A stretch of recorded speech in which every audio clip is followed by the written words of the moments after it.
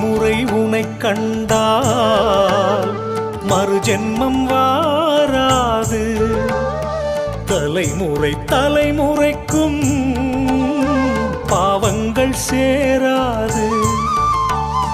உனக்கும் உயர்ந்த ஒன்று உலகினில் கிடையாது.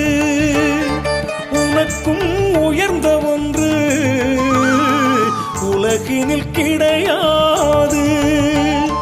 கணக்கன் பதியே உன் கணக்கும் புரியாது. நேரில் வந்த தெய்வம் நீ அல்லவா?